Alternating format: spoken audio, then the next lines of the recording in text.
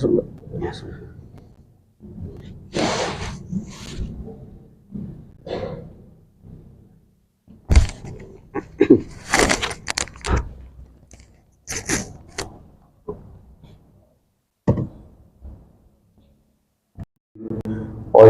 أمري واحلل عقدة من لساني يفقهوا قولي سبحانك لا علم لنا إلا ما علمتنا إنك أنت العليم الحكيم وتب علينا إنك أنت التواب الرحيم. أما بعد Ramai kita hormati Ketua DKM Masjid Jami Al-Hidayah yang terhormat Bapak Didi dan juga yang kita hormati segenap pengurus DKM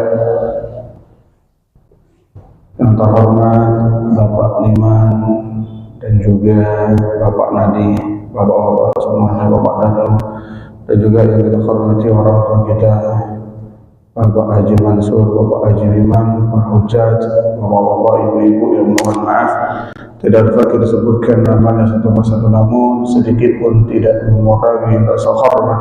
Mudah-mudahan kita semua diberikan keberkahan panjang umur, sehat walafiat dalam ibadah kepada Allah Subhanahu wa taala. Amin ya rabbal alamin. Pertama, marilah kita panjatkan puja dan puji syukur kepada Allah Subhanahu wa taala yang tanpa terasa kita sudah berada di penghujung tahun Masehi 2024. Insyaallah pekan depan kita sudah masuk di tahun baru 2025. Waktu yang begitu cepat, setahun bagaikan satu bulan, sebulan bagaikan satu pekan, sepekan bagaikan satu hari, sehari bagaikan satu jam kata baginda Nabi Muhammad kahtiraqi sa'afah, seperti pelepah kurma yang kering yang terlalap habis. Tanda akhirnya zaman ketika waktu terasa begitu cepat.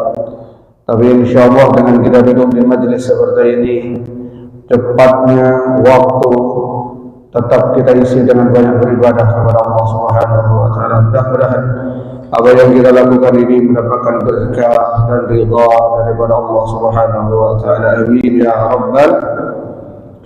Salawat dan salam senantiasa tercurah untuk limpah pada junjungan kita Nabi besar Muhammad sallallahu alaihi wasallam. Mudah-mudahan kita semua tergolong umat yang istiqamah menjalankan syariatnya, dan mudah-mudahan kelak di hari kiamat kita semua mendapatkan syafaat dari baginda Nabi besar Muhammad sallallahu alaihi wasallam. Amin ya rabbal alamin.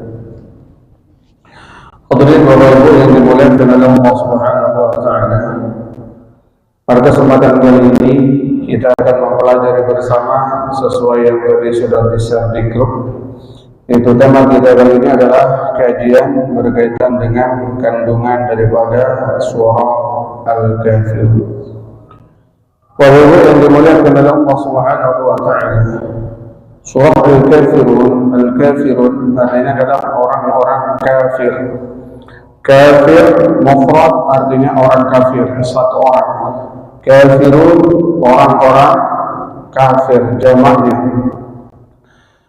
Ayat ini dalam kitab tafsirnya Ibnu Katsir, di antara menyebab dari asbabul nuzulnya daripada surah Al-Kafirun ini adalah dulu Nabi Muhammad sallallahu alaihi wasallam didatangi orang-orang kafir.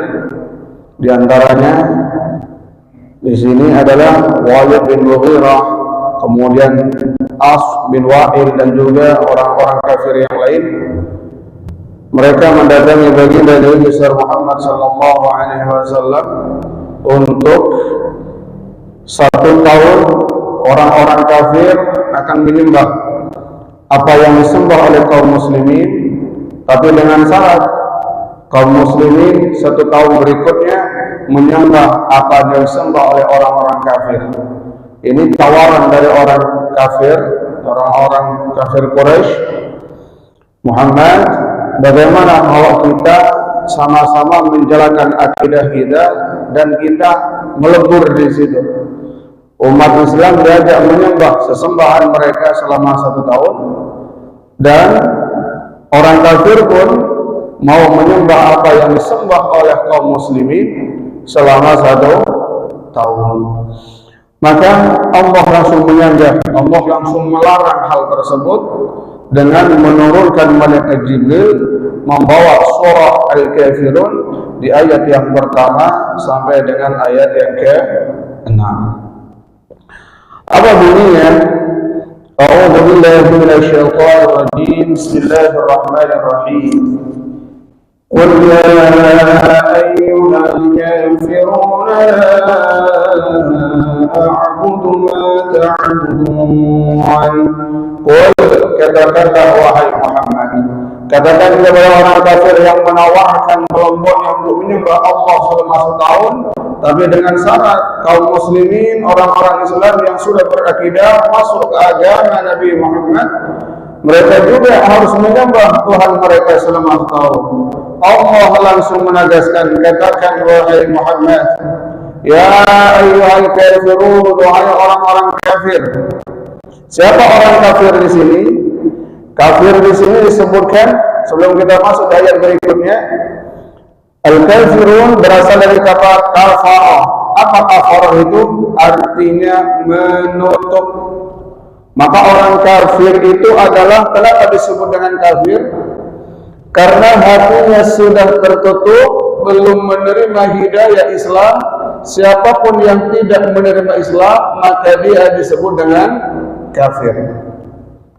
Jadi siapa yang tidak berakidah Islam, tidak menuhankan Allah dan tidak mendalikan Nabi Muhammad sallallahu alaihi wasallam dan tidak mengesahkan Allah Subhanahu wa taala, maka disebut dengan kafir.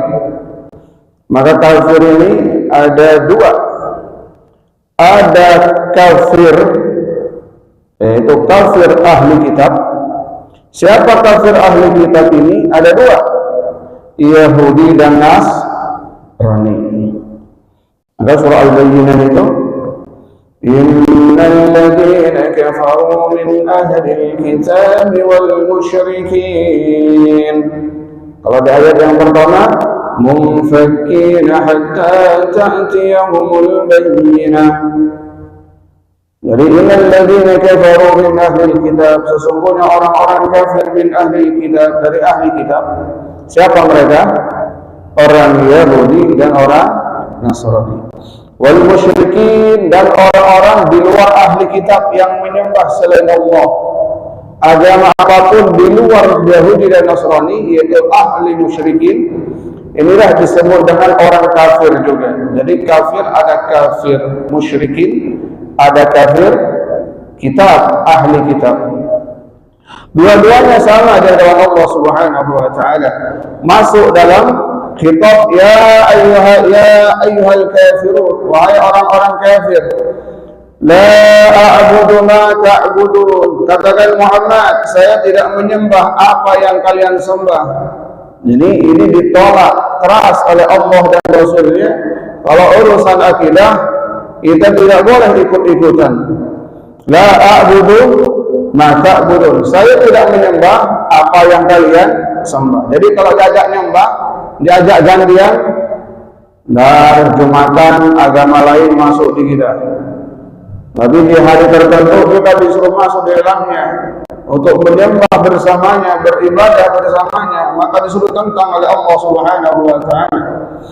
Wala antum 'abiduna ma a'bud. Yang kedua, tidak hanya kita kaum muslimin tidak boleh menyembah sesembahan mereka, tapi Allah juga melarang wala antum, dan kalian juga tidaklah abiduna, kalian menyembah ma'abud, apa yang saya sembah. Jadi kami tidak menyembah apa yang kalian sembah, dan kalian tidak menyembah apa yang saya sembah. Kemudian diulang oleh Allah Subhanahu wa taala, wala ana 'abidun ma abadtum, dan tidaklah kami penyembah apa yang kalian sembah. Kemudian dilanjutkan lagi, wala antum 'abiduna ma a'bud, dan kalian bukanlah yang menyembah apa yang saya sembah. Jadi kalau urusan akidah, urusan sembah, urusan tauhid, urusan akidah, urusan agama, apa kata Allah di penghujung ayatnya? Lakum dinukum waliyadin. Bagimu, bagi kalian agama kalian, waliyah, dan bagiku din, agamaku. Bagimu agamamu, bagiku agamaku. Hadirin berhadirat yang dimuliakan oleh Allah Subhanahu wa taala. Yang pertama, tadi sudah kita bahas adalah berkaitan dengan istilah kafir. Jadi bahasa kafir ini, mohon maaf, tidak ada sedikit pun di dalamnya menghina orang yang tidak sama akidahnya dengan kita. Bukan ucapan yang menghina orang lain. Karena kafir itu bermakna adalah orang yang tidak menerima Islam sebagai agamanya. Jadi mulia, maksudnya bukan menghina, disebut dengan istilah kafir. Kemudian yang kedua, surah Al-Kafirun ini adalah surah yang sering kali dibaca oleh Nabi Muhammad sallallahu alaihi wasallam. Sebagaimana Jabir bin Abdullah Al-Ansari radhiyallahu anhu, beliau berkata, "Kana yaqra'u fi rak'atain qul huwallahu ahad wa qul ya ayyuhal kafirun." Rasulullah sallallahu alaihi wasallam di antaranya adalah ketika beliau selesai tawaf, itu ada namanya sholat sunnah tawaf. Jadi kalau kita habis tawaf, 7 kali mengitari Ka'bah, 37 kali putaran, maka kita disunnahkan untuk sholat sunnah apa namanya? Tawaf. Apa yang dibaca oleh Nabi Muhammad? Rasulullah membaca qul ya ayyuhal kafirun dan qul huwallahu ahad. Di sini ada kalimat yang menarik untuk kita bahas, berkaitan dengan kalimat yaqra'u. Yaqra'u ini artinya fi'il mudhari'. Fi'il mudhari' itu bisa bermakna hal wal istiqbal, yaitu bermakna istimrar, yaitu terus menerus, sering. Artinya Nabi Muhammad sering di saat sholat membaca qul ya ayyuhal kafirun dan qul huwallahu ahad. Kapan? Salah satunya adalah di saat beliau selesai melaksanakan tawaf, beliau sholat sunnah tawafnya, beliau sholat di rakaat pertama membaca surah Al-Kafirun, di rakaat yang kedua membaca surah Al-Ikhlas, atau kalau bahasa kita surah Qul-Hu. Kalau Qul-Hu biasanya apa? Tapi surah Al-Ikhlas, mana ada ikhlasnya? Nggak ada di situ. Surah apa? Al-Ikhlas. Jadi pertama Al-Kafirun, yang kedua Al-Ikhlas. Selain tawaf, kapan lagi Rasulullah SAW membaca Al-Kafirun ini? Seperti ba'diyah maghrib, habis sholat sunnah ba'diyah maghrib, beliau sering membaca surah Al-Kafirun dan juga surah Al-Ikhlas. Kapan lagi? Sholat fajar. Sholat fajar itu sholat sebelum subuh.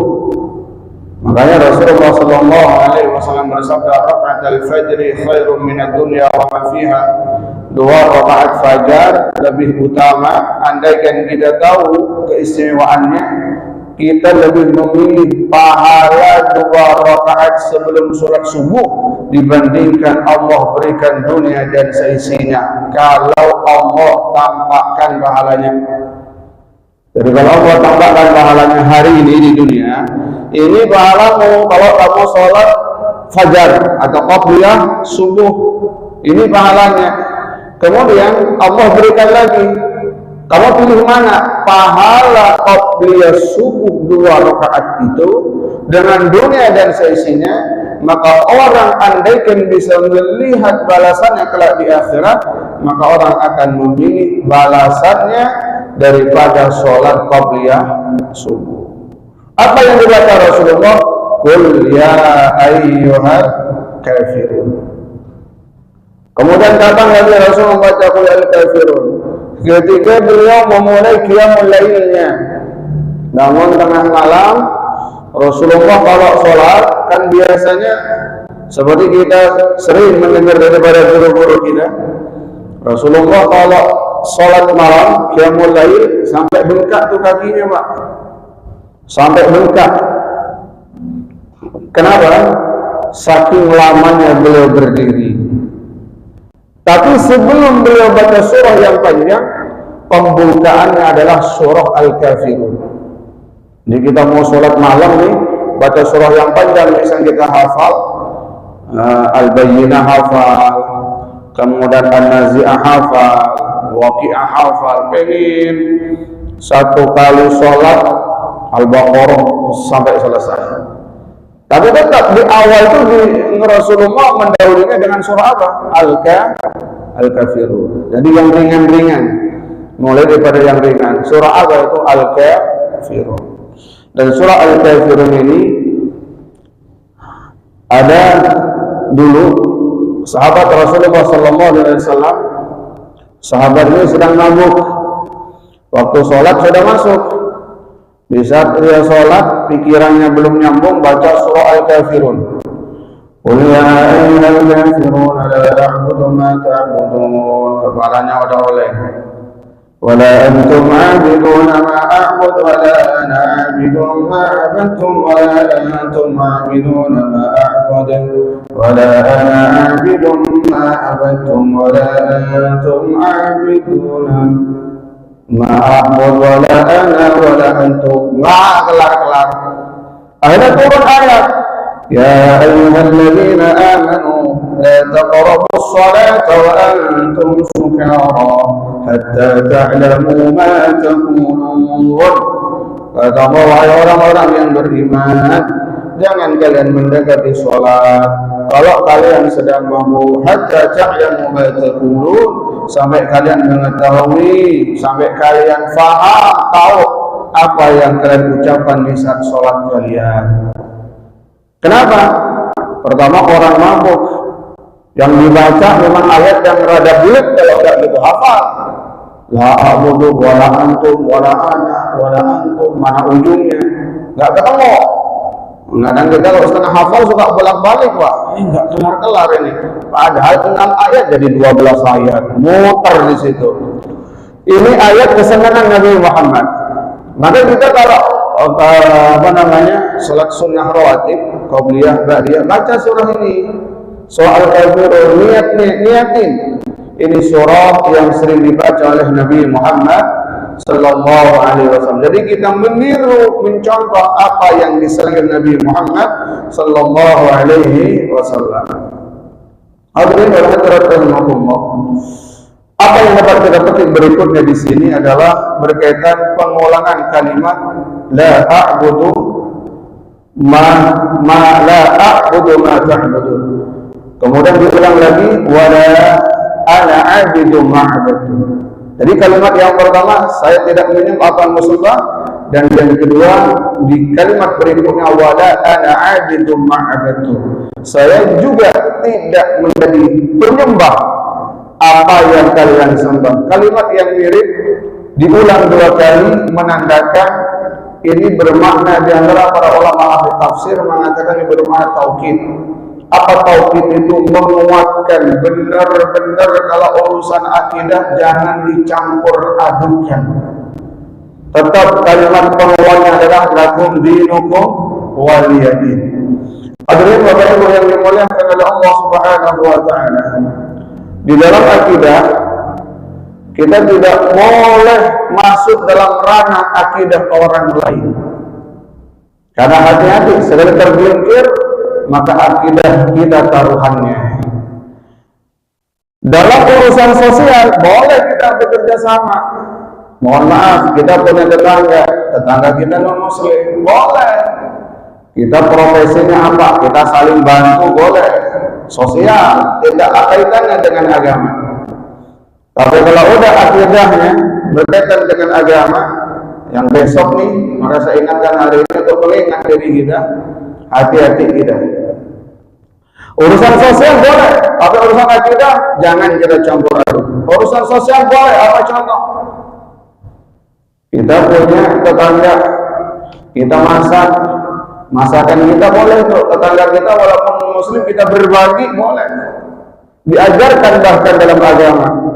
Rasulullah Shallallahu Alaihi Wasallam memerintahkan sahabatnya ketika kalian bikin kuah sayur, banyakin airnya untuk berbagi kepada tetangga. Apakah tetangga ini harus muslim? Tidak. Walaupun beda agama, tetap kita dianjurkan berbuat baik. Bahkan Rasulullah Shallallahu Alaihi Wasallam beliau dengan tegas beliau bersabda, "Man adza dzimmiyan faqad adzani." Siapa yang menyakiti, mengganggu orang kafir dzimmi. Siapa kafir dzimmi ini? Kita bertetangga dengan non-muslim, dengan orang kafir, dengan non-muslim. Beliau ini nggak pernah ganggu kita, nggak pernah usir, hidup damai, ketemu tegur sapa. Lalu kita mengganggunya. Maka apa kata Rasulullah? Faqad adzani, maka sungguh dia telah menyakiti Nabi Muhammad Sallallahu Alaihi Wasallam. Ini luar biasa penghargaan kita kepada saudara kita yang non muslim di luar akidah. Bahkan Islam ini mengajarkan berbuat baik ini luar biasa. Apa contohnya? Contohnya dalam kajian fikih, kalau kita belajar ilmu fikih, kalau kita nanam sesuatu, kemudian dari tanaman ini ada bagian ranting, yang rantingnya jatuh di tanah, yang tanah ini bukan milik kita, maka apa saja yang ada di atas tanah di luar milik kita bukan hak kita. Contohnya, ini yang gampang aja nih, nanam pisang, ada condong keluar, dibiarin, giliran berbuah, buahnya di rumah tetangga semua. Lah bagaimana ini hukumnya? Maka pisang ini dari sini nih, ini anggaplah nih, ini tanah kita nih di luar pagar, batasnya sampai pagar kita. Cuma sayang, pas bulan berbuah tinggi kena angin, kemana buahnya? Ke halaman rumah tetangga.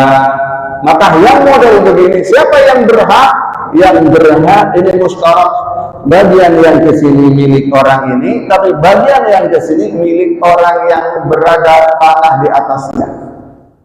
Jadi kalau punya tetangga begitu nanti, punya pohon rambutan, nah separuh ke halaman tanah orang, maka yang punya halaman walaupun dia nggak ikut nanam, nggak tahu nanamnya kapan, lalu ada yang condong ini, nggak usah ngomong halal lah, diambil boleh silahkan.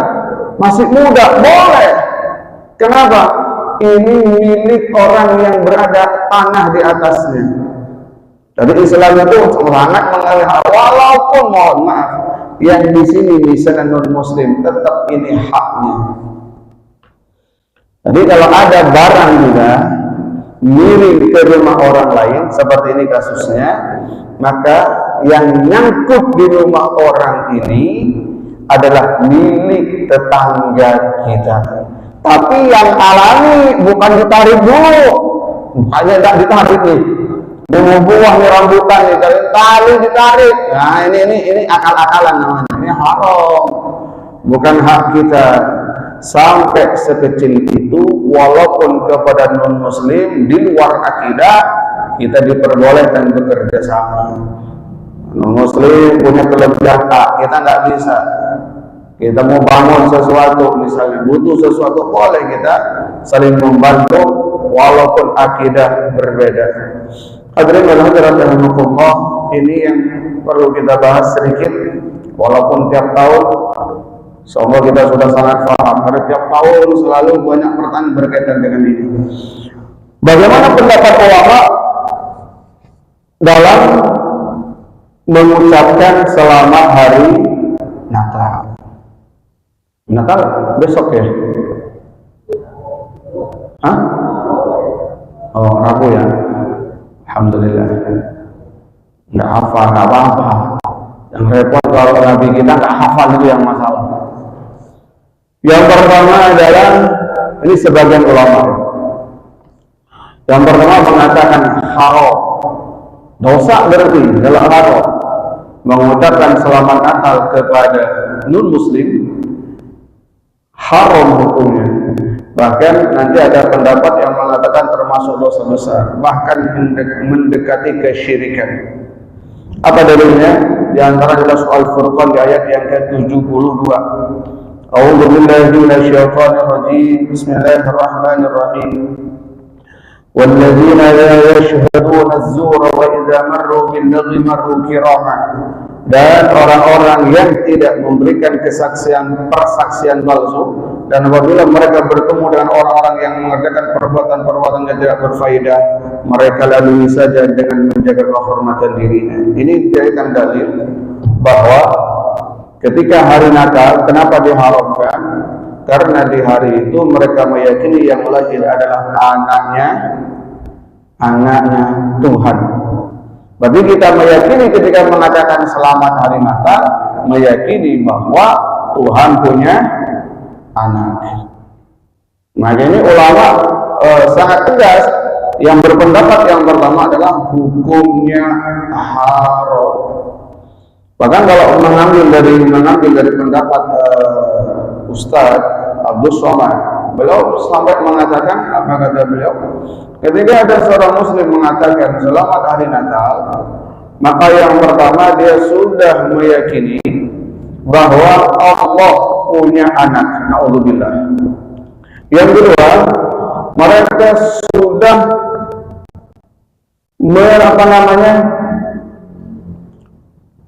menentang daripada kandungan Al-Quran berkaitan dengan sejarah Nabi Isa alaihissalam. Kenapa sejarah Nabi Isa? Nabi Isa itu di dalam Al-Quran itu lahirnya di musim panas. Lahirnya di musim panas. Musim panas itu kapan, Pak? Musim panas itu kalau itu Timur Tengah, kalau kita haji umroh itu sekitar bulan Juli, Agustus, November, Desember tuh mulai dingin. Berarti Nabi Isa lahir kapan? Sekitar bulan Juli dan Agustus. Apa dalilnya? Di Al-Quran ditegaskan. Ketika Nabi Isa lahir dari ibundanya Sayyidah Maryam alaihissalam, ketika lahir Nabi Isa lahir, Siti Maryam ini bersandar di pohon kurma. Habis lahir, ibu kalau habis lahir kan badan lemas bersandar begini. Kemudian Allah perintahkan kepada Siti Maryam dalam Al-Quran, wa huzzi ilaiki bid'in nakhlati tusaqit alaiki rutaban janiyya. Kata Allah, wa huzzi ilaiki. Maryam bercapek lelah, lapar, haus. Kata Allah, wa huzzi ilaiki bid'in nakhlati. Batang pohon kurma yang kau sandari itu diunduh. Apa kalau bahasa kita tuh? Digoyang-goyangin tuh.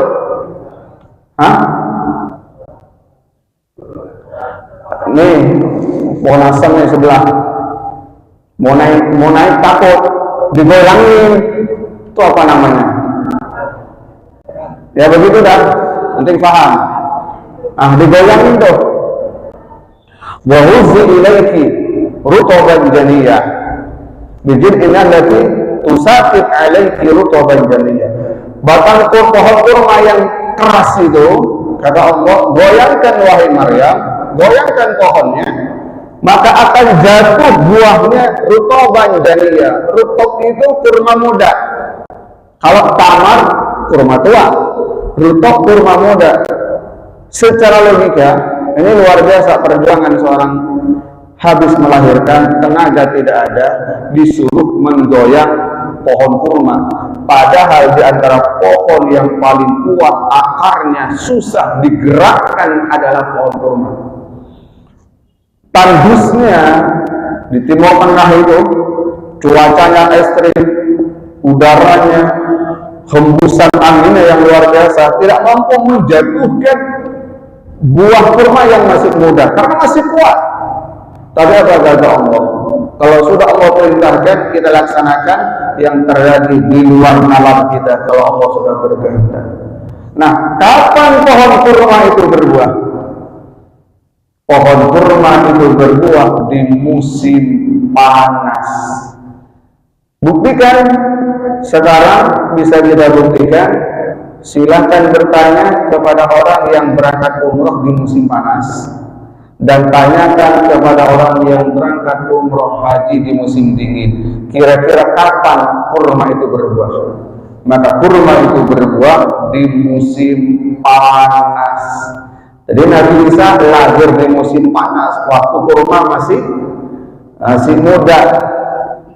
Maka ini yang disanggah dalam agama kita. Ini pendapat yang pertama. Ini yang banyak diambil, yang hati-hati.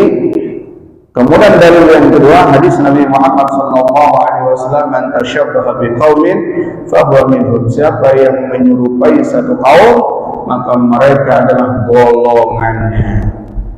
Maka ini pendapat yang sangat hati-hati. Kalau ulama kita seperti Ustaz Adi Hidayah, Buya Yahya Cirebon, kalau mengatakan haram, karena ini berkaitan dengan akidah. Kemudian hadirin yang dimuliakan oleh Allah Subhanahu wa taala. Tapi ada pendapat yang kedua mengatakan boleh. Apa dalilnya? Banyak mengambil dari surah Al-Mumtahanah di ayat yang ke-8. A'udzu billahi minasyaitonir rajim. Bismillahirrahmanirrahim. لا ينهاكم الله عن الذين لم يقاتلوكم في الدين ولم يخرجوكم من دياركم أن تبروهم وتقسطوا إليهم إن الله يحب المقسطين. Allah tidak melarang kalian, Allah tidak melarangmu untuk berbuat baik dan berlaku adil. Berbuat baik apapun bentuknya. Kepada siapa? Kepada orang-orang yang tidak memerangi kalian karena agama dan tidak boleh mengusir kalian dari negerimu. Jadi kita non-muslim yang tidak mengganggu kita, tidak memerangi kita, tidak ada larangan untuk berbuat baik kepada mereka. Maka di antara kata ulama yang memperbolehkan untuk mengucapkan selamat hari Natal adalah mengucapkan selamat hari Natal itu termasuk bagian dari berbuat baik. Berbuat baik tidak dilarang, maka ini yang diambil.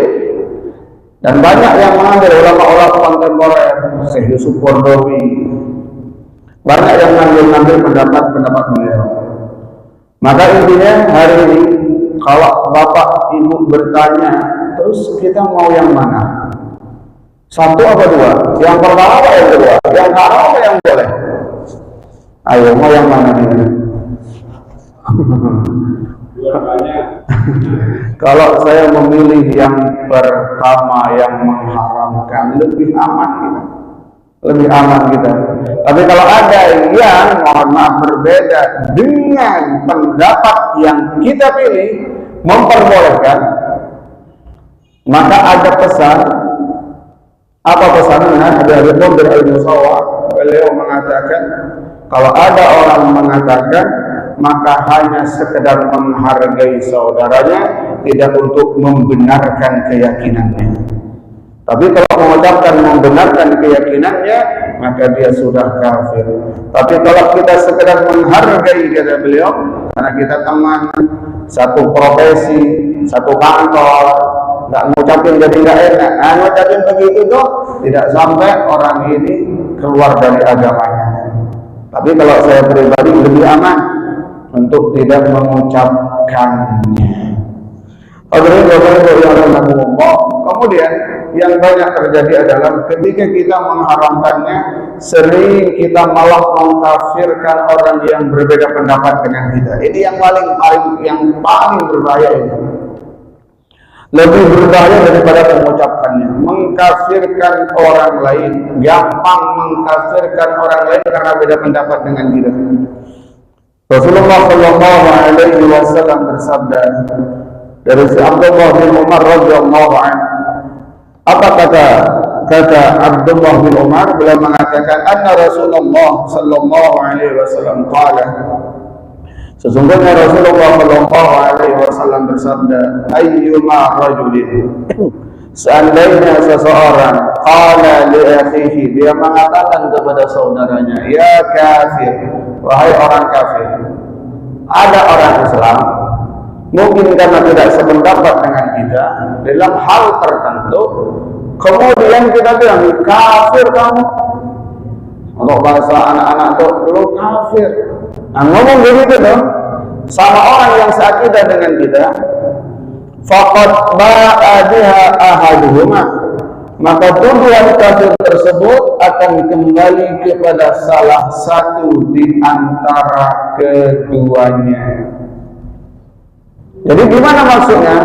Kalau ada orang tidak sependapat dengan kita, kemudian kita begitu gampangnya mengatakan, kamu kafir, kafir, ngomongin orang kafir.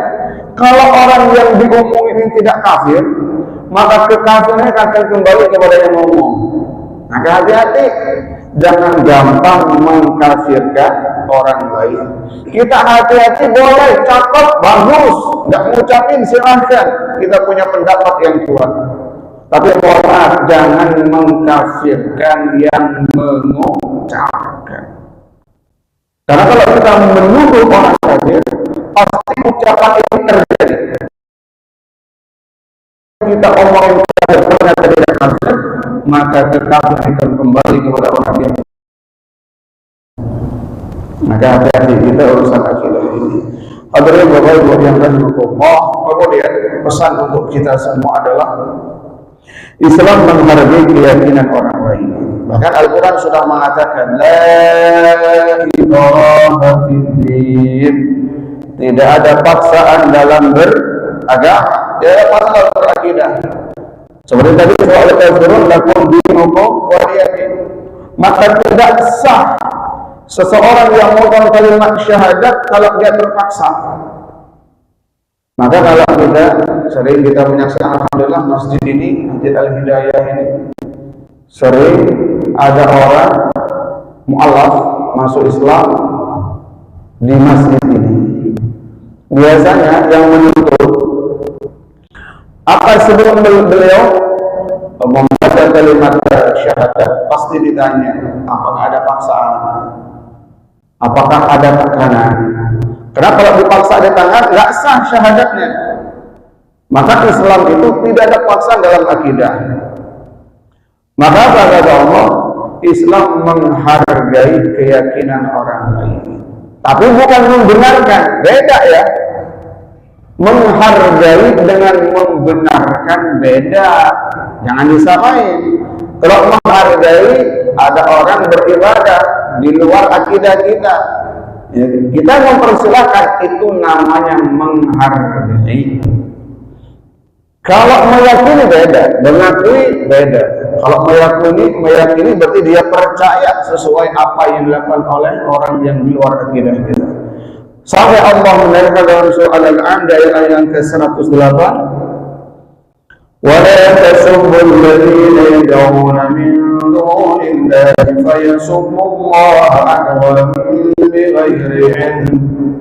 Janganlah kamu memaki sesembahan yang mereka sembah selain Allah. Jangan pernah memaki, oh ini Tuhannya begini, dicaci maki. Nggak boleh dalam agama kita mencaci maki agama sesembahan, agama orang lain, akidah orang lain, itu tidak boleh. Oh ini mohon maaf, ini buat dari ini dibuat dari bahan ini, ejek-ejek. Itu diharamkan dalam agama kita. Allah langsung yang melarangnya. Kalau kita mengejek-ejek Tuhan mereka, apa yang terjadi? Fayasubullaha adwan bighairi ilm. Maka otomatis mereka akan mengejek Tuhan kalian. Maka jangan pernah mengejek agama ajaran orang lain. Kembali lagi surah Al-Kafirun, lakum dinukum waliyadin. Hadirin Allah, sebagai penutup dari nasihat buat diri saya dan umumnya buat kita semua, toleransi itu sederhananya adalah ibarat kita duduk bersama teman kita. Teman kita senangannya kopi, kita senangannya teh.